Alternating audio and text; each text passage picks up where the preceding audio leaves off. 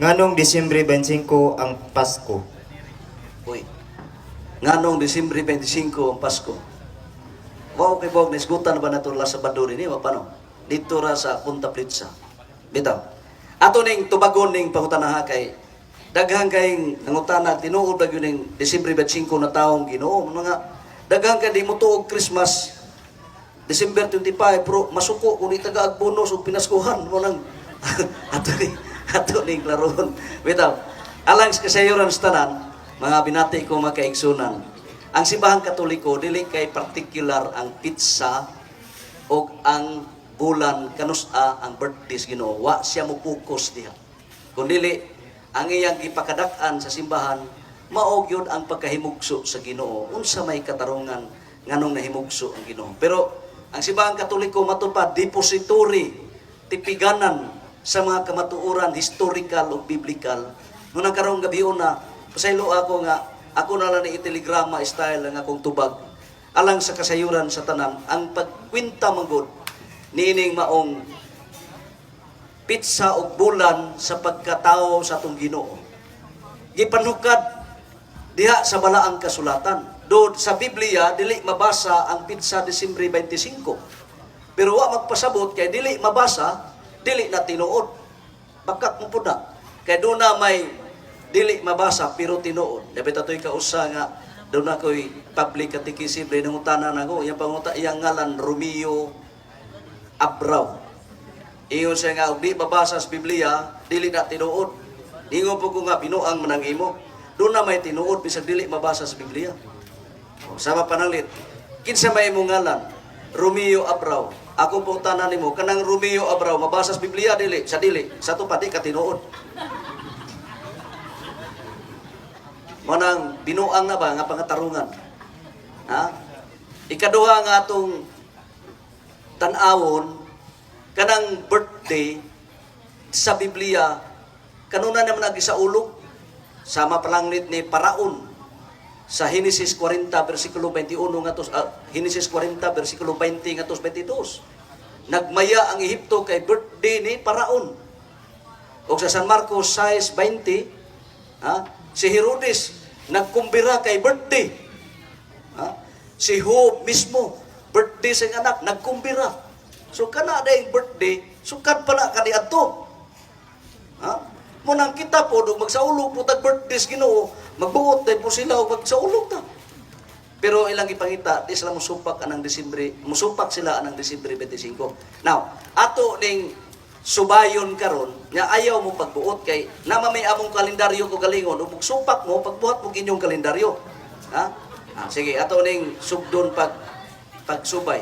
Ang sukuranan sa panudlo sa adlaw na tawhan ni Jesus dito ni gipanukad niadtong higayon nga si Zacarias ang amahan ni Juan nga magbubunyag iyang turno nga siya mo'y mo pahigayon paghalad sa sakripisyo dito sa templo kay natukma kini sa iyang katigulangan kay kini magong mga Hudiyo namo guna sila kaliwat og mga pari nya kani Zacarias kaliwat manig pari nakato iyang katiguangan nga si Abias naandan to nga kada ikawalo nga bulan sa kalendaryos mga Hudiyo mo'y ilang turno, no? Kung inyong basahon ang San Lucas kapitulo 1 bersikulo 5 ngadto sa 8 mao ni ang higayuna nga diha mabasa nimo nga si Zacarias mao gyud mipahigayon nga mohalad sa sakripisyo alang sa pasaylo sa mga sala. O sa ato panang Katoliko siya mo'y mumisa ba, no?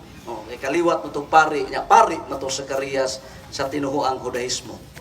Matod pa sa 1 Corinthians 24 versikulo 10, katong Abias nga iyang katiguangan, natali dito nga kada ikawalo gyud nga bulan, matod pa sa Living Bible, Biblia sa mga dili Katoliko, sa 1 Chronicles chapter 24 verse 10, ang ikawalo nga bulan mao ang turno para ni Abias nga kaliwat o katigulangan nga pari ni Zacarias.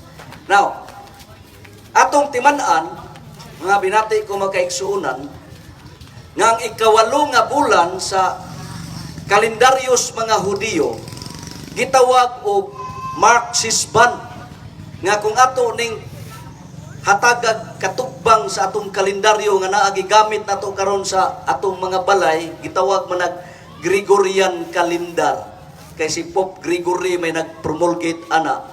Kalendaryo na nga iyas Katoliko. Muna nga ayaw mo buot kay amo man ang kalendaryo. No, di mo musugot, pagbuhat mo, paprinta mo sa pagadian inyong kalendaryo, ha? Na muna nga Oktubre. Una sa Oktubre mao ang bulan nga Tisre sa kalendaryo sa mga Hudiyo. Gitawag na og Tisre nga sa ato gitawag na og Septyembre.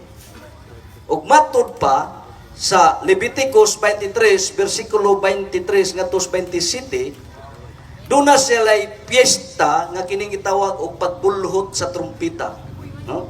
The Festival of Trumpets.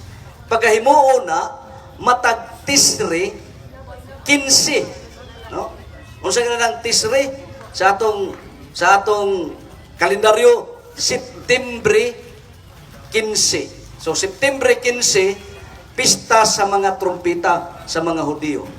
Og siyam kaadlaw ang musunod, sa ito pa ang 15 punan og siyam, mahimong 24. So, September 24, mao po na ang pista sa gitawag og Day of Atonement, ang paghalad sa sakripisyo alang sa pagpasaylo sa mga sala.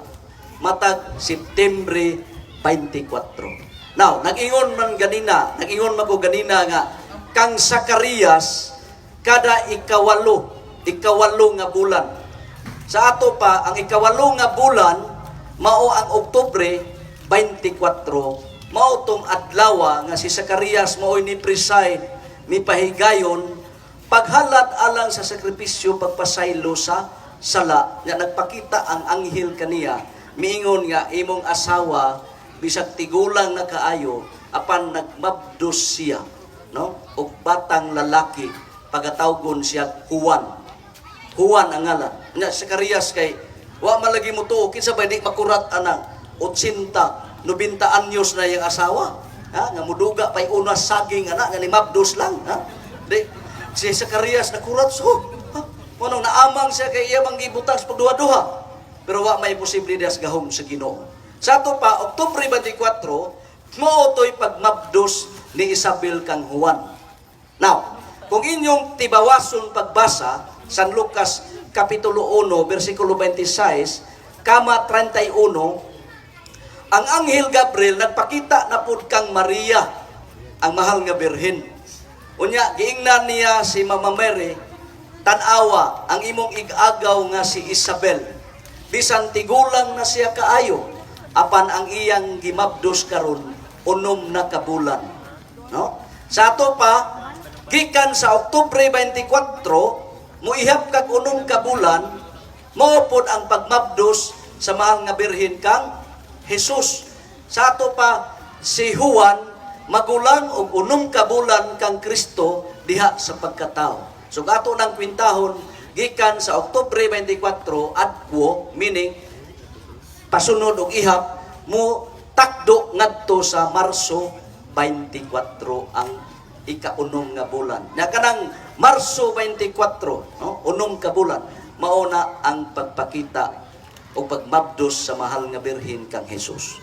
Matud pa ni San Pablo sa Galatia chapter 4 verse 4, ang Dios ang Amahan nagpadala siyang bugtong anak si Jesus na tao sumala sa balaod. Usa gani si Kristo na tao sumala sa balaod. Galatia Kapitulo 4 versikulo 4. Bisang unsa nga matang sa balaod sa panahon ni Kristo, balaod ni Moises, balaod sa kinaiyahan, balaod sa pamatasan, etc. Kaya nagpakatao man. So sunod sa balaod, sumala sa balaod. Now, ang pangutana karon, sumala sa balaod sa kinaiyahan. Pila man kabulan ang usa ka babay magmabdos nya manganap. Di ba siyam kabulan? Ha? Ang babay magmabdos sud sa siyam kabulan. Now, kung mag-ihap mo Marso 24 og siyam kabulan, mo takdo gina ngadto sa Disyembre 24. Kanang Disyembre sa kalendaryos mga Hudiyo gitawag na Kislib, no? Kislib mo nang Disyembre. Una, matud pa sa San Lucas 2 bersikulo 8 kama nga to sa 11, ang anghel sa Ginoo mideklarar karong gabiuna sa lungsod ni David na himugso og natawo ang manunubos. Sa ato pa ang Ginoo natawo panahon sa kagabion. Na alang sa inyong kasayuran, ang mga Hudiyo, ang ilang kalendaryo, ang ilang pitsa mausob alas 6 pa sa hapon. Muna kung tuap tas Israel ron panahon na, sa panahon ni Kristo, pitsa 14 na ron.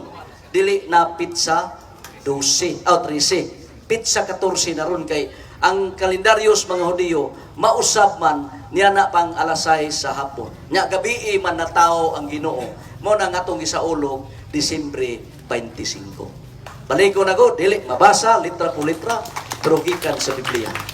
Okay ra bang tubag? Kung di mo ganahan, himo mo inyo.